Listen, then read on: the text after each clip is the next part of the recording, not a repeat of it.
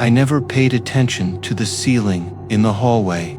It felt like empty space above my life. Just air and insulation, nothing more. Then I noticed the faint outline of a hatch. A square, barely traced by paint. So thin, it looked accidental. I told myself every house had quirks, small details left behind by old owners. But the thought kept pulling at me. One late evening, around midnight, I saw the hatch shift, a gentle tremble, like breath. I froze under it. The house stayed still, yet something waited above my head. The next morning, the lines around the hatch looked sharper, like someone had run a finger along its edges. Dust had fallen in a thin trail. I stood on a chair and pushed lightly. Nothing happened. The panel stayed firm. Still, each night, it trembled again. A small movement, a hesitant lift. I tried to ignore it. I kept the hallway lights on. I avoided passing beneath it in silence. But the house wanted me to notice.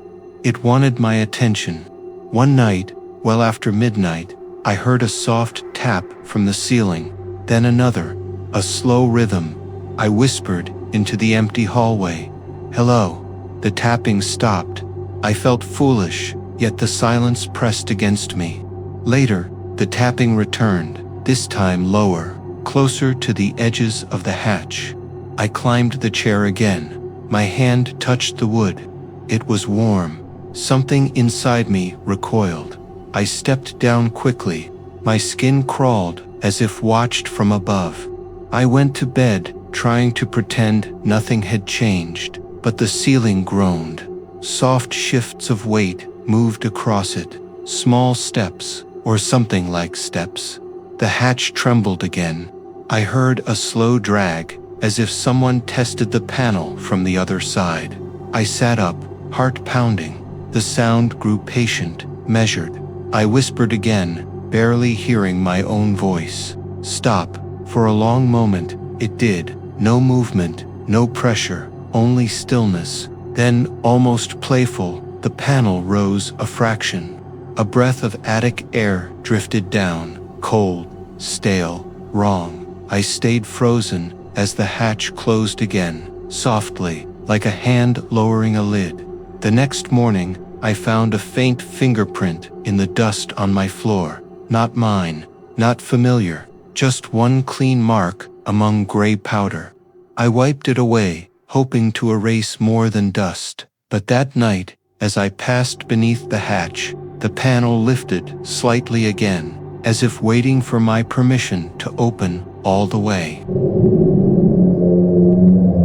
I tried convincing myself the fingerprint meant nothing. Maybe dust shifted on its own. Maybe the hatch had loosened with age. But the house felt different now, heavier in its silence.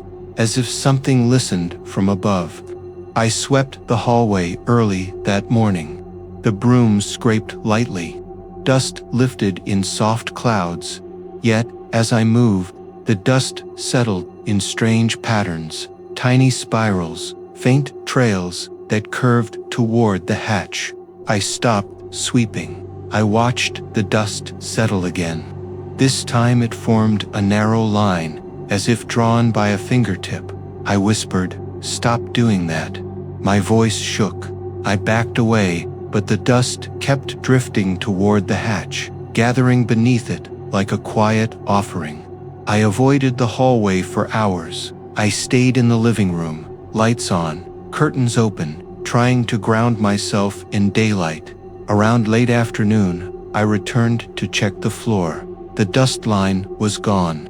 Not scattered, not smudged, gone. The floor beneath the hatch had been wiped clean. I had not touched it. I stared at the bare wood, my breath slow and shallow. I felt watched again, not from the hallway, from above. The house creaked softly. A shift in the attic space, a slight press of weight, as though someone leaned close to the boards. I forced myself to speak. "Who is up there?" The question escaped me, before I could pull it back. No answer, just a hush, like someone holding their breath. Later that evening, I heard faint scraping. It came from directly above the living room. Not frantic, deliberate. Something moved across the attic floor in slow, measured paths. Back and forth, back and forth. I followed the sound with my eyes, tracking invisible steps overhead. They stopped at the hallway, right above the hatch. I did not want to look up, but I did. The hatch shifted, very lightly, as if touched from the other side. A pinch of dust slipped down, floating through the air and landing at my feet. I whispered, "Please, just stop." The tremble ceased, but the ceiling above me felt alert, alive, aware. I backed into my bedroom, shut the door, and pressed my spine against it. I listened for hours. Sometime around deep night, I heard it again. Not movement, breathing, soft, barely there, but steady, breathing just above my ceiling, right over my bed. I covered my head with the blanket and waited for morning. Sleep never came. Only the quiet breath that did not belong to me. At dawn, I stepped into the hallway. More dust had been placed on the floor, not spilled, placed. A small circle of gray powder, perfectly shaped, directly under the hatch. I stared at it, feeling my throat tighten. Someone wanted me to look. Someone wanted me to notice. I knelt slowly, and as I leaned closer, the circle of dust shifted before my eyes. It dragged toward the hatch, forming a thin, beckoning line. I stumbled back, unable to breathe. The dust stopped moving, as if waiting. A faint creak echoed from the attic. Soft, hesitant, like something shifting its weight in anticipation. I knew then that whatever waited above me was tired of my silence. It wanted me closer. It wanted me to open the hatch. And it would keep calling to me in the quiet ways it knew. Dust, footsteps, breath, until I finally listened. I told myself not to look at the hatch again. If I ignored it long enough, maybe the house would settle. Maybe the presence above me would drift back into whatever silence it came from. But silence never returned, not truly. The next night, well past midnight, I woke to a soft thud overhead. A single sound, dull and patient, as if someone had stepped down and waited for me to notice. I held my breath. The room stayed dark, too still, too aware. Then came another thud, softer, closer. Right above my pillow, I whispered into the dark, barely forming the words, "I hear you." I felt foolish saying it, yet something shifted above me in response, as though my voice had mattered. A faint creak followed, wood straining under slow weight. The rhythm of movement was careful, almost courteous, but unmistakably human. Step, pause, step. Each footfall moved with intention, mapping the shape of my room from the hidden space above it. I pressed my palms against the blankets to keep them from trembling. The ceiling felt thinner with every creak, as if the attic floor bowed lower each time it held that quiet walker. I whispered again, "Stop, please." Another foolish attempt, but the steps obeyed. For a moment, silence stretched, heavy, expectant, almost suffocating. Then the footsteps resumed, slower now, dragging slightly, like someone letting their toes brush the floor to announce every inch of their approach. They traced a path around the edge of my ceiling, circling me, measuring me. I could not move. I could barely breathe. My fear felt like a living thing clinging to my chest. Hours passed, or maybe it was minutes. Time blurred while the steps above me paced with unwavering patience. Finally, I forced myself from the bed and slipped into the hallway. The hatch loomed overhead, its thin outline sharper than ever, as if freshly carved. I kept my voice low. "If you want something, Just tell me. Silence, a deep one, a listening one. Then a soft tap sounded behind the hatch. One tap, a reply. I stepped back, my pulse echoed in my ears. The floor beneath me felt cold, too cold for the season. The hatch trembled again. A faint lift from the inside, not enough to open, just enough to breathe. I heard the quiet footsteps return, not overhead now, but directly above the hallway, hovering just inches beyond that thin wooden panel. A slow slide of weight, a gentle shuffle, the sound of someone lowering themselves to sit on the attic floor right above me. I stared up at the hatch. I felt the presence settle, as though it were taking a place closer, leaning in, listening. I spoke without planning to. What do you want? The house held its breath.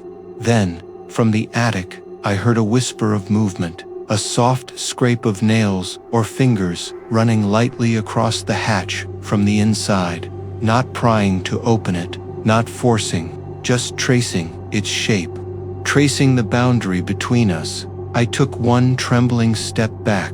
The tracing followed me. Another step. It followed again, as though the thing above me mimicked my distance, mirroring my retreat inch for inch. I could no longer pretend I was imagining this. The attic had become aware of me. It had chosen me. Later that night, exhausted, I tried to sleep again, but the footsteps resumed their slow patrol. This time with a purpose. They paused over the doorway. They paused over my bed. They paused over my chest, as if measuring where I lay. I curled beneath the blanket, every muscle tight. The ceiling creaked softly, a long, low bend, as though something pressed its full weight down. I whispered one final plea into the darkness. Please, don't come through. The footsteps stopped. The presence went still, but I knew it had not left. It was waiting, patient as dust, quiet as breath, just an arm's reach beyond that fragile hatch, waiting for the moment I could no longer ignore what lived above me. I woke the next morning feeling hollow, as if sleep had drained something from me instead of restoring it. My limbs felt heavy, my thoughts unfocused, and the air in the house carried a faint, stale chill.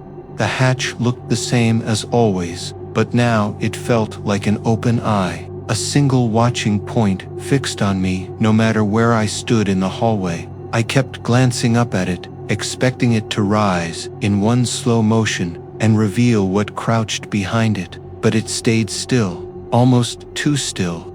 I tried to go about the day normally, coffee, quiet radio, laundry humming steady in the background. Yet everywhere I moved, the attic pressed down on me, a strange heaviness, as if the house carried a memory I could not yet understand. Late in the afternoon, a soft crackle drifted from above the kitchen. Not footsteps this time, something lighter, like paper shifting, or fabric dragged across rough wood. I hesitated. I whispered, "You do not belong here." But even as I said it, I sensed how wrong I was. It felt more like I was the one trespassing. The sound drifted toward the hallway. I followed it, slow, uncertain, my heart tapping weakly in my chest. The hatch loomed above me once again. Its edges seemed darker, its outline sharper, as if the ceiling itself receded from it. Something in me cracked. I could no longer pretend the attic was just space. It was a presence, and it wanted me aware of it. I reached up with trembling fingers, barely brushing the wood. Cold radiated from it, a deep cold, older than the house itself.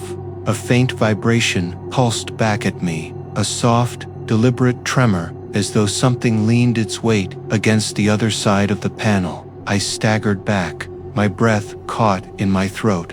The trembling stopped, but a quiet shift followed, like someone repositioning themselves in a cramped space. The attic settled, then hushed. listening again. That night, I tried to distract myself with the television, but the house resisted. The lights flickered once, then again, not enough to be concerning to anyone else, but enough for me. Every flicker lined up with a creak overhead, a slow sway of weight moving along the rafters. I shut the television off.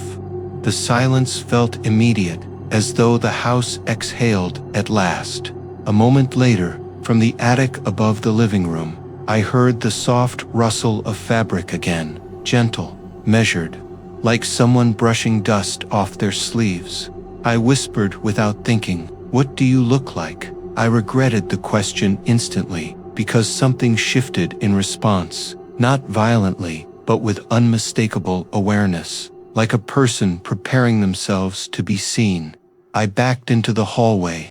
The hatch waited for me, quiet, shielding whatever crouched behind it. I stared up at it, feeling the thin line of wood was all that kept me from knowing the truth. Then, very faintly, I heard it. A small sound, a slow inhale, followed by a quiet phrase, spoken in a voice that sounded impossibly close. Up here, I froze.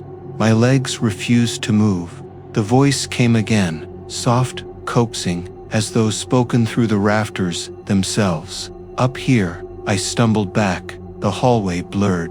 My breath hitched. The attic whispered, once more, a third time, almost amused.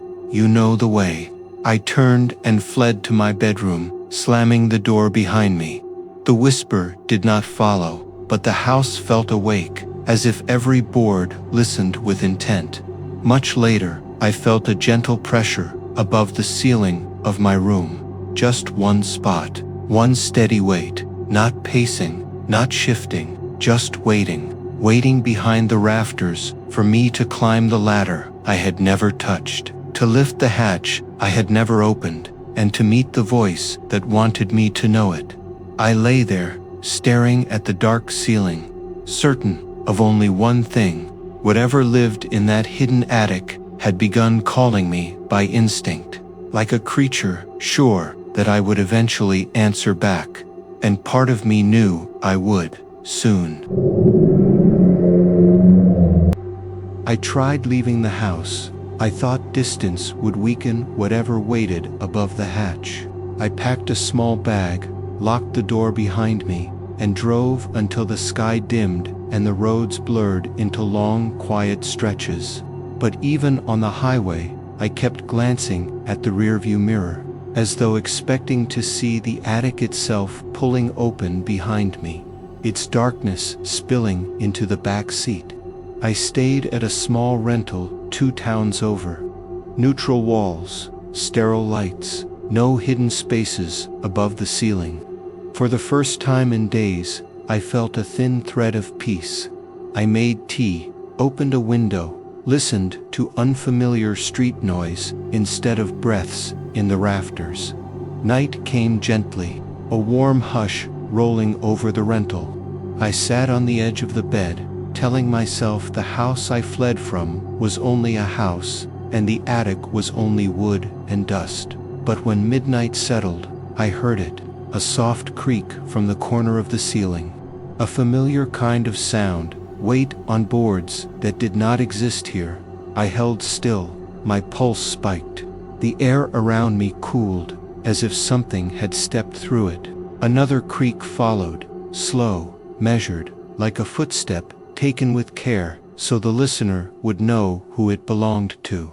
I whispered, "You cannot be here." My voice cracked. The ceiling above me did not change shape, did not bow or ripple, but the sound behind it shifted closer, a dragging motion, a faint brush of fabric, the same movements I had heard over my bed back home. But this ceiling had no attic. I stood and backed into the corner of the room. My breath stuttered, my mind scraped for any logic that might explain the impossible. The rental's lights flickered once. A thin line of dust, impossible dust, fell from the seam where the wall met the ceiling. Dust that did not belong here. Dust from somewhere else. I whispered into the quiet, "What do you want from me?" Silence answered first. Then came a soft, deliberate tap from the ceiling I knew was hollow. One slow tap, measured, exact, a reply. I pressed a hand over my mouth to keep from crying out. The room felt too small now, as though the thing above me pressed its presence into every inch of space. I stepped toward the door. The moment my foot lifted, another tap sounded closer this time. Following my movement, I froze. The taps paused with me. I took one step back. The taps followed again, precise, mirrored, as if the presence above me moved in tandem with my every shift. I rasped, "Stop copying me," and the taps stopped. But the silence that followed felt worse, thicker, expectant. I reached for the door handle. As my fingers brushed the metal, a sound crawled through the room, a soft exhale, not from the hallway, not from outside, from directly above me.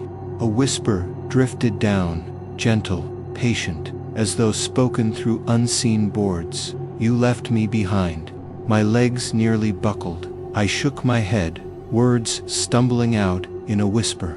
"No, I left the house. I left the attic." A faint scrape answered me, like nails gliding across wood that should not exist in this building.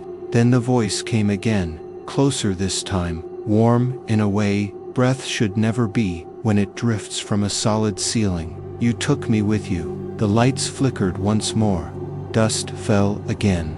A small line of it landed at my feet, moved and drew toward the center of the room, forming a faint spiral, a marking, a presence, a claim. I backed away until my shoulders hit the wall. My voice cracked open in the quiet. "What are you?" No spoken answer came. Instead, a slow, deliberate creak moved across the invisible boards above me, as though whatever lived in that attic had settled into a new home in a place with no attic at all. A final whisper sank down, soft enough to barely exist. "You know the way." My breath hitched. A tremor ran through the ceiling. Not enough to break it, just enough to remind me that the boundary between us was thin now. Thinner than the hatch I left behind. I knew then that I could run again, change towns, switch houses, sleep in empty rooms, but the attic would follow. Not the structure, not the wood, but the presence that claimed me. It did not belong to the house. It belonged to me, and it had no intention of letting me live beneath any ceiling without it.